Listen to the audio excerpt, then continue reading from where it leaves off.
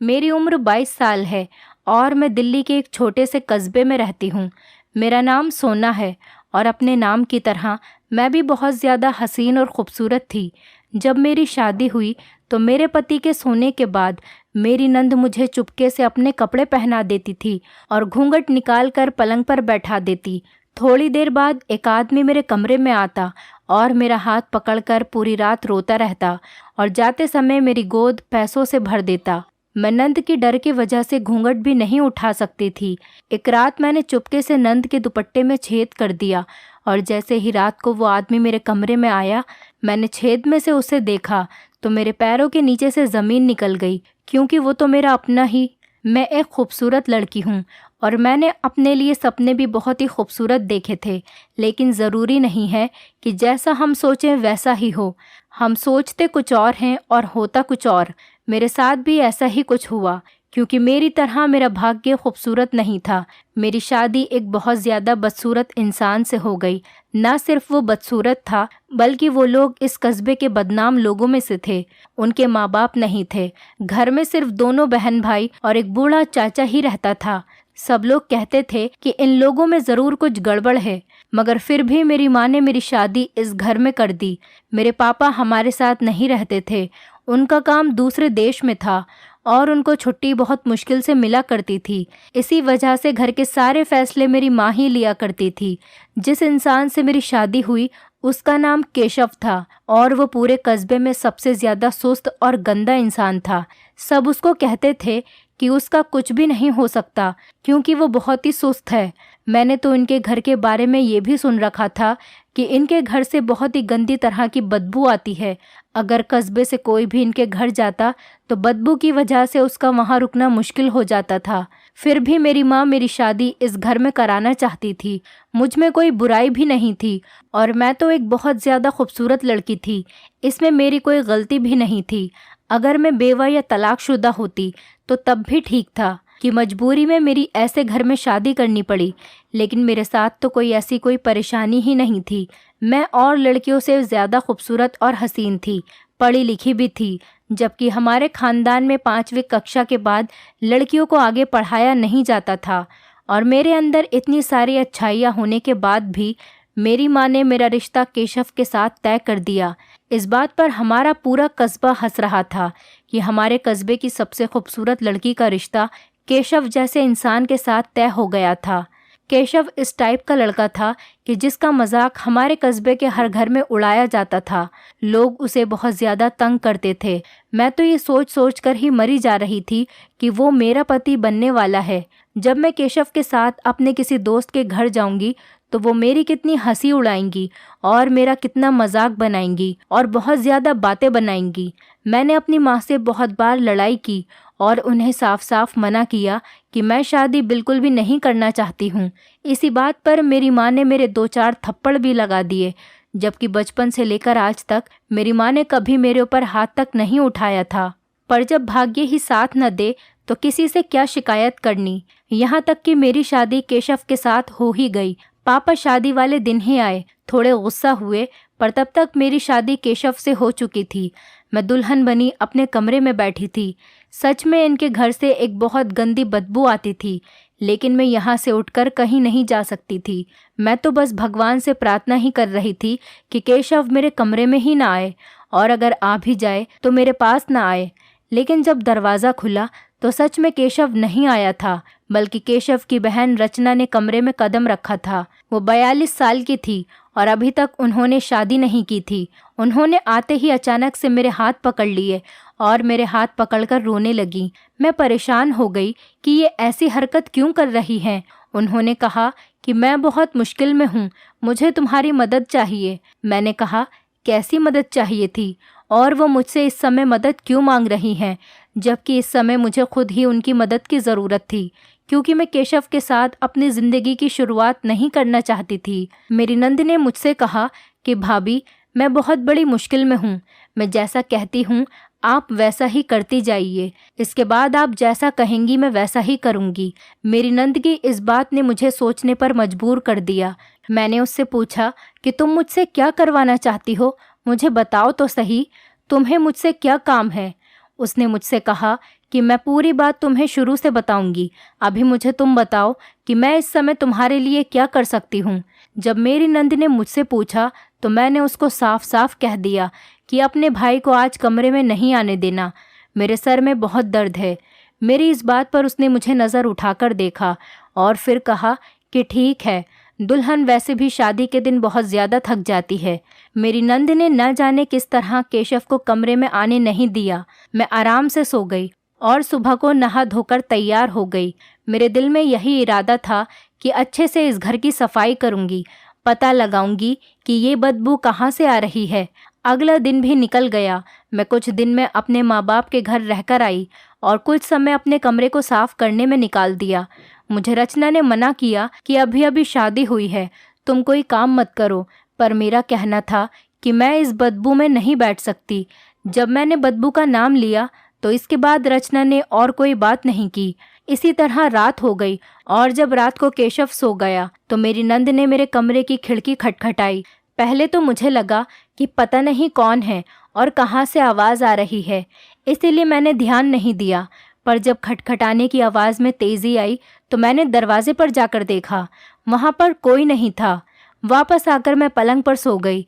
जब दोबारा से आवाज़ आई तो मैंने ध्यान से सुना कि आवाज़ किस तरफ से आ रही है। जैसे ही मैंने खिड़की खोली तो मेरी नंद वहाँ पर खड़ी थी। उसने मुझे बाहर आने का इशारा किया। जब मैं बाहर आई तो उसने मुझसे कहा कि मैंने आपसे एक काम करने का वादा किया था, आपको वो काम आज ही करना है। मैंने अपनी नंद से कहा कि क्या काम है, पहले मुझे ठीक तरह से समझाओ, क्योंकि उस समय भी मेरे मन में गांव वालों की ही बातें चल रही थी, क्योंकि गांव वाले इन दोनों भाई बहनों को बिल्कुल अच्छा नहीं समझते थे। मैं झूठ नहीं बोलूँगी, मगर उस समय मेरे दिमाग में यही सब बातें चल रही थी कि ये मुझसे ज़रूर कुछ गलत काम ही करवाएगी या फिर इसका कोई चक्कर होगा जिसका हल ये मुझसे निकलवाना चाहती है। वो मेरा हाथ पकड़कर मुझे अपने कमरे में लेकर आई और अपनी अलमारी से एक सूट निकालकर मुझे पहनने के लिए कहने लगी। मैंने हैरत से उससे पूछा कि मैं तुम्हारे कपड़े क्यों पहनूं, वो भी रात के इस वक्त। उसने मुझसे कहा कि पहले आप ये कपड़े पहने, फिर मैं आपको सारी बात बताती हूँ। मैंने अपनी नंद से कहा कि पहले वो मुझे शुरू से सारी बात बताए, तभी मैं उसके कपड़े पहनूंगी। वो अचानक से ज़ोर ज़ोर से रोने लगी और उसके आंसू देखकर मैं बहुत घबरा गई। वो रोते हुए मुझसे कहने लगी कि हम दोनों बहन भाई बहुत छोटे थे जब हमारे माँ बाप हमें छोड़कर इस दुनिया से चले गए, और उस समय हमारे हालात ऐसे थे कि हमारे पास खाने को कुछ भी नहीं था। ये जो आज केशव भाई की हालत है वो उसी वजह से है। जेब में पैसे नहीं थे, हाथ में कोई हुनर नहीं था, करते तो क्या करते। कहते हैं ना कि गरीबी से बड़ी कोई बद्दुआ नहीं होती और भूख से बड़ी कोई बीमारी नहीं होती। हमने कैसे कैसे करके दिन काटे हैं यह हमें ही पता है। हमारा कोई अपना तो था ही नहीं, बस एक चाचा ही था, उसने हमारा साथ दिया। कभी कभी खाने को रोटी दे देता था, कभी कभी 3 दिन बाद खाना मिलता था तो कभी 4 दिन बाद खाना मिलता था। ऐसे ही कर करके घर का सारा सामान बिक गया। जब केशव भाई बड़े हुए तो फिर जगह जगह काम करके हमने ये घर बनवाया। जैसे तैसे करके हमने अपना घर चलाया। मोहल्ले वाले जो हमारे बारे में बातें करते हैं हमारी पूरी सच्चाई नहीं जानते हैं। हम बहुत गरीब और मजबूर लोग हैं। मैंने अपनी नंद से कहा कि मुझे ये कहानी मत सुनाओ, जो काम है वो बताओ। उसने मुझसे कहा कि आपकी गलती नहीं है, आप भी मुझे गलत ही समझेंगी, लेकिन इस गरीबी से तंग आकर मैंने एक बहुत अजीब सा काम कर डाला है। मैंने उससे हैरत से पूछा, अजीब से काम से तुम्हारा क्या मतलब है? कौन सा अजीब सा काम किया है तुमने? फिर उसने मुझे एक बहुत अजीब सी बात बताई और सच में उस बात को सुनकर मैं बहुत ज़्यादा हैरान हुई। और ये भी सच है कि ऐसी चीज़ों के बारे में मैंने आज तक सिर्फ सुना ही था, लेकिन ऐसा इंसान नहीं देखा था जिसे इन बातों पर विश्वास हो। वो मुझे बताने लगी कि मैं गरीबी से तंग आकर एक तांत्रिक के पास गई। उस तांत्रिक ने मुझे एक टोटका बताया जिसको करने में पहली कोशिश में मैं फेल हो गई, और उसी की वजह से हमारे घर में ये गंदी बदबू आती है। अगर तुम्हें उस बदबू को ख़त्म करना है तो तुम्हें मेरे साथ मिलकर उस टोटके को पूरा करना ही होगा, वरना तुम कुछ भी कर लो इस घर से बदबू ख़त्म नहीं होगी और ना ही इस घर के हालात ठीक होंगे। और अब तुम मानो या ना मानो, तुम भी इस घर का हिस्सा हो। केशव तुम्हारा पति है और हम लोग ही तुम्हारा परिवार हैं, इसलिए तुम्हें मेरी मदद करनी ही होगी। मैंने अपनी नंद से पूछा कि किस किस्म का टोटका है। उसने मुझे बताया, तुम्हें इस टोटके को पूरा करने के लिए रोज़ दुल्हन की तरह तैयार होकर और घूंघट निकाल कर एक अच्छा सा जोड़ा पहनकर अपने बिस्तर पर बैठना है, और रात को 12 बजे के बाद एक आदमी को मेरे कमरे में आना था। ये बात साफ नहीं थी कि वो आदमी कौन था, लेकिन एक आदमी कमरे में आएगा और वो मेरा हाथ पकड़कर मुझसे कुछ बातें करेगा, और मुझसे कहा गया था कि इस टोटके को करने में मुझे बहुत सारी दौलत मिलेगी, मतलब मुझे इतने पैसे मिलेंगे कि मेरे सारे ख्वाब पूरे हो जाएंगे। और मेरी नंद ने बताया कि टोटके के पहले दिन ही जब वो आदमी मेरे कमरे में आया था तो मैं उसे देखकर बहुत डर गई, और मैंने नज़रें उठाकर उसको देख लिया। और उस रात के बाद से 3 महीने तक मेरी बहुत ज़्यादा तबीयत ख़राब रही। मुझे इतना तेज़ बुखार रहने लगा कि 3 महीने तक मैं बिस्तर से उठ ही नहीं सकी। तबीयत ठीक होने के फ़ौरन बाद मैं उस तांत्रिक के पास दोबारा गई। उसने बहुत मंत्र जाप किया और मुझसे कहा कि तुझे एक बार और आखिरी मौका दिया जा रहा है। मेरी नंद मुझसे कहने लगी कि भाभी, अब तुम्हें ही मेरी मदद करनी है। मेरे कपड़े पहनकर बिस्तर पर घूंघट निकाल कर बैठना है। रात को वो आदमी आएगा और तुम्हारे हाथ पकड़कर तुमसे कुछ बातें करेगा, और कुछ भी हो जाए तुम्हें उस आदमी को नज़र उठाकर नहीं देखना है। ये बातें सुनकर मैं बहुत ज़्यादा डर गई थी, लेकिन मैंने अपनी नंद को पता नहीं चलने दिया कि मैं डर गई हूँ। बस मैं उसे मना करने की कोशिश करती रही। मैंने उसको कहा कि मैं ऐसा कोई काम नहीं करूँगी। अमीर होने का लालच तुमने किया है, सारी गलती तुम्हारी ही है कि तुमने ये सब काम किया। मैं गलत काम करने में तुम्हारा साथ नहीं दूंगी। तब मुझे रचना ने एक ऐसी अजीब सी बात बताई जिसे सुनकर मैं बहुत ज़्यादा डर गई। उसने मुझसे कहा कि मैं बिना वजह नहीं रो रही थी। अब चाहे कुछ भी हो जाए, आपको मेरी मदद करनी ही होगी, क्योंकि तांत्रिक ने मुझे बताया है कि अगर 15 दिन के अंदर ही इस टोटके को पूरा ना किया जाए तो इस घर में रहने वाले हर इंसान की मौत हो जाएगी। मैंने अपनी नंद से कहा कि मैं ऐसी बातों पर विश्वास नहीं करती हूँ, तुम्हें ही होगा इन बातों पर विश्वास। इतना सुनते ही मेरी नंद मेरे पास आई और आंखें बड़ी करके मुझसे कहने लगी, तो ये बदबू कहाँ से आ रही है? अगर तुम चाहो तो पूरा घर धो लो। अगर ये बदबू चली जाएगी तो समझ लेना कि मैं झूठ बोल रही हूँ, और अगर ये बदबू नहीं गई तो फिर तुम्हें मजबूरन मेरी बातों पर विश्वास करना ही होगा। सच बात तो ये है कि मैंने इस घर को साफ किया था और घर का पूरा कोना कोना छान मारा था कि यह बदबू कहाँ से आ रही है। मैं इस बदबू को ख़त्म करने की नाकाम कोशिश पहले ही कर चुकी थी। फिर भी मैंने अपनी नंद से कहा कि वो मुझे 1 दिन का समय और दे दे। मैं फिर से कोशिश करना चाहती हूँ। अगर मैं इस कोशिश में नाकामयाब रही तो फिर मैं तुम्हारा काम ज़रूर करूँगी।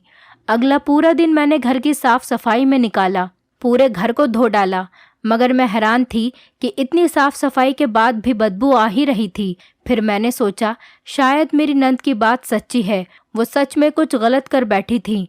अब मुझे इसकी मदद करनी थी, क्योंकि अगर वो सच बोल रही थी तो ये टोटका भी सच्चा था, और अगर मैं उसकी मदद करके इस टोटके को पूरा ना करती तो मैं भी मर सकती थी। मुझे अपनी जान बचानी थी। तभी मैंने देखा कि मेरी नंद अपने कमरे में बैठी बच्चों की तरह रो रही है और भगवान से माफ़ी मांग रही है, और कह रही थी कि है भगवान, मैंने पैसों के लालच में पड़कर बहुत बड़ी गलती कर दी, मुझे माफ़ कर दे और हम सबकी जान बचा ले। हम सबकी जान पर बनी है, मैं क्या करूं? मैंने सोचा कि आखिर क्यों कोई 42 वर्ष की समझदार औरत ऐसी हरकत करेगी। मैंने अंदर जाकर उसके कंधे पर हाथ रखा और उससे कहा कि मैं तुम्हारी मदद करूंगी। मेरी नंद ने मुझसे कहा कि ये बात केशव को नहीं पता चलनी चाहिए, क्योंकि वो शुरू से इसमें शामिल नहीं है। अगर ये बात उसको पता चलेगी तो वो बहुत ज़्यादा गुस्सा होगा और फिर हम इस टोटके को कभी पूरा नहीं कर पाएंगे, क्योंकि ये एक आदमी की बात है और कोई मर्द कभी बर्दाश्त नहीं करेगा कि उसकी पत्नी ऐसा करे जिसमें उसकी पत्नी की इज्जत को खतरा हो। ना वो कभी राज़ी होगा, वो कभी नहीं चाहेगा कि उसकी पत्नी को एक गैर मर्द के साथ अकेले बैठना पड़े। मैंने अपनी नंद से कहा कि बैठने तक तो ठीक है, लेकिन देख लेना कहीं कुछ गलत ना हो जाए। उसने कहा नहीं, ऐसा बिल्कुल भी नहीं होगा, क्योंकि मैं पहले ही ये काम कर चुकी हूँ। बस इतना ध्यान रखना कि चाहे कुछ भी हो जाए तुम उस आदमी की तरफ नज़र उठाकर मत देखना। चाहे तुम्हारे सर पर छत ही क्यों न गिर जाए। उस आदमी की आंखों में नहीं देखना, बस नज़र झुकाकर बैठी रहना। मेरा दिल बहुत परेशान था। मैंने अपने कमरे में आकर मम्मी को कॉल की। मैं मम्मी को ये सब बता तो नहीं सकती थी, लेकिन सोचा कि थोड़ी देर उनसे बात करने से मेरा मन थोड़ा हल्का हो जाएगा। लेकिन तभी मुझे याद आया कि मैं तो अपनी मम्मी से नाराज़ थी, क्योंकि उन्होंने ही ऐसे घर में मेरी ज़बरदस्ती शादी कराई थी। मेरे पापा तो उनकी इस बात पर बहुत गुस्सा थे। जब माँ ने पूछा कि तुम खुश हो या नहीं, तो मुझे गुस्सा आ गया। मैंने उनसे कहा कि ये पूछने का हक आप खो चुकी हैं। ऐसे घर में कोई कैसे खुश रह सकता है? क्या है इस घर में जिसकी वजह से मैं खुश हो जाऊं? मेरी मम्मी ने मुझसे कहा कि ज़िंदगी की सारी खुशियां पैसे से ही खरीदी जा सकती हैं। तुम्हारे पास पैसे आ जाएंगे तो तुम भी बहुत खुश रहोगी। मैंने मम्मी से कहा कि मेरे पास पैसे कहाँ से आएंगे? मेरे पति का तो ऐसा काम है कि आज है तो कल नहीं। मेरी मम्मी मुझे तसल्ली देने लगी। उन्होंने मुझसे कहा कि देखना, बहुत जल्द सब कुछ ठीक हो जाएगा।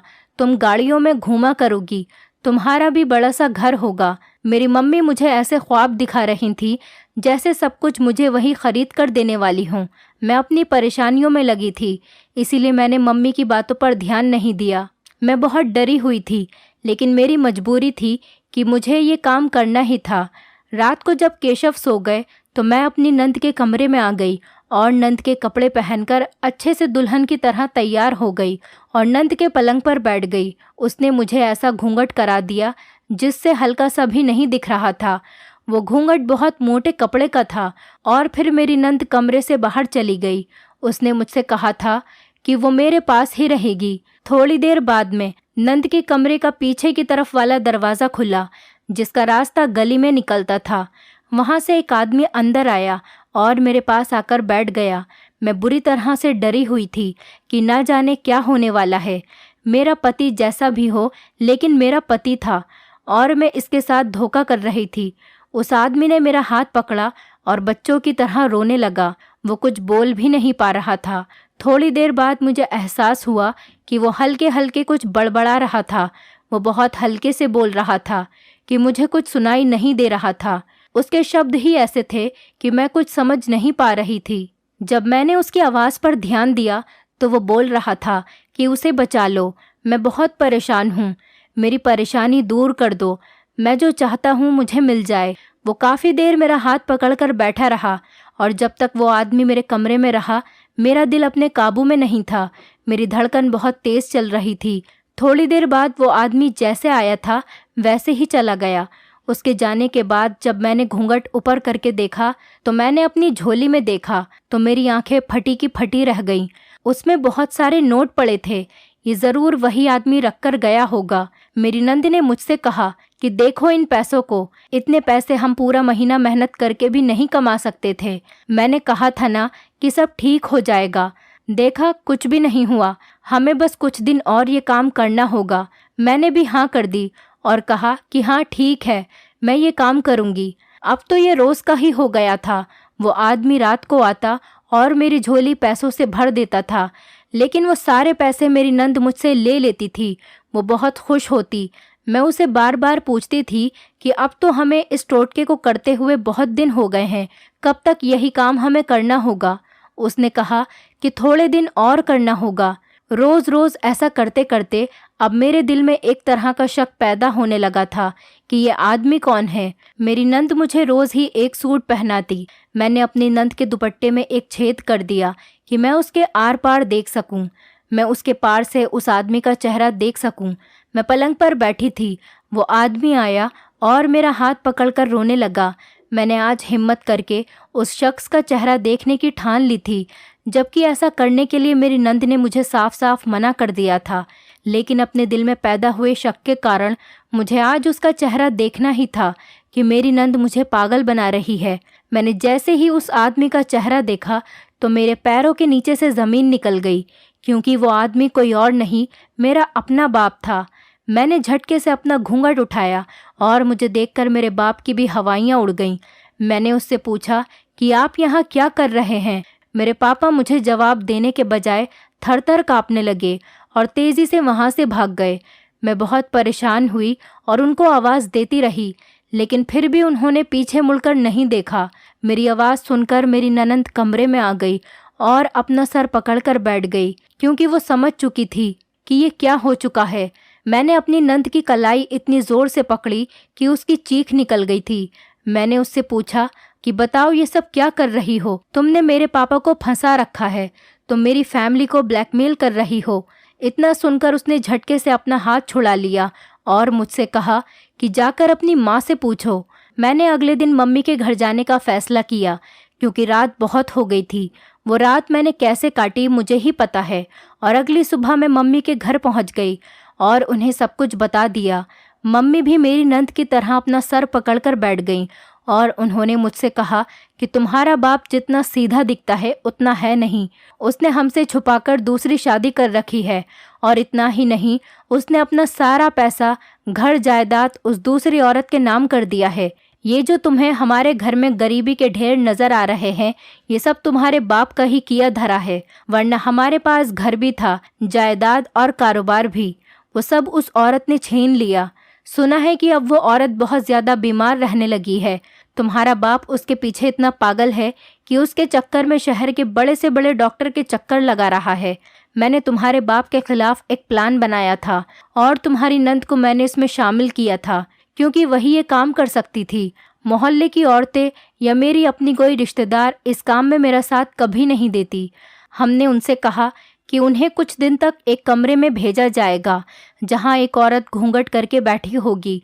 उसे उसका हाथ पकड़कर अपनी सारी परेशानियां बतानी हैं और फिर उपहार के तौर पर उसे कुछ पैसे देने हैं। तुम्हारे बाप ने अपना सारा कुछ उस औरत पर लुटा दिया और उस पर हमारा भी कुछ हक है, जो अब हम उससे वापस लेने की कोशिश कर रहे हैं। लेकिन तुम्हारी ननंद बहुत चालाक निकली। जब वो मेरी साथी बन गई तो उसने मुझसे तुम्हारा रिश्ता अपने भाई केशव के लिए मांग लिया। मैं बुरी तरह फंस चुकी थी। अगर मैं उसको इनकार करती तो वो तुम्हारे बाप को बता देती, और ऐसा करने से तुम्हारा बाप मुझे तलाक दे देता। मुझे मजबूर होकर तुम्हारा रिश्ता उसके भाई के साथ करना पड़ा। लेकिन ये कैसे हो सकता है? पापा जानते हैं कि मेरी शादी उस घर में हुई है। वो मेरी शादी के दिन वहाँ मौजूद थे। पापा केशव को जानते हैं, इसीलिए तो तुम्हें घूंघट करके बैठाया है, ताकि वो तुम्हें पहचान न सकें। तुम्हें बैठाने का मकसद यही था, क्योंकि हमने तुम्हारे बाप से कहा था कि वहाँ एक नौजवान लड़की बैठी होगी, और तुम्हारी नंद तो जवान ही नहीं है। तुम्हारा बाप तुम्हारे घर में पीछे वाले दरवाजे से आता है, और आज तक तुम्हारे बाप ने तुम्हारा घर तो देखा ही नहीं है। वो तो आया ही शादी के बाद था। उसको सिर्फ उस औरत की फिक्र है, हमारी नहीं। अगर हम तुम्हें इन बातों की बारीकी बताते भी तो तुम हमारी मदद को कभी राजी नहीं होती। मैंने अपनी माँ से कहा, मम्मी आप बिल्कुल ठीक कह रही हैं। मैं अभी भी आपकी मदद नहीं करूँगी, क्योंकि वो औरत बीमार है और आप उसकी बीमारी का फ़ायदा उठा रही हैं। मैं पापा को सब कुछ बता दूंगी। लेकिन उस दिन के बाद से पापा मेरे सामने आने से हिचकिचा रहे थे। पापा सब कुछ जान चुके थे। 2 दिन बाद पापा घर पर आए। मैं उस दिन घर पर ही थी। वो बहुत उदास लग रहे थे। पापा ने कहा कि मेरे पास जो कुछ भी है वो सब कुछ तुम लोग ले लो, क्योंकि वो औरत मर चुकी थी जो उनकी दूसरी बीवी थी। पापा ने अपना सब कुछ हमारे नाम तो कर दिया, लेकिन उस दिन के बाद से हमें छोड़कर पता नहीं कहाँ चले गए। उनके पास मोबाइल भी नहीं था और हमें उनका पता भी नहीं था।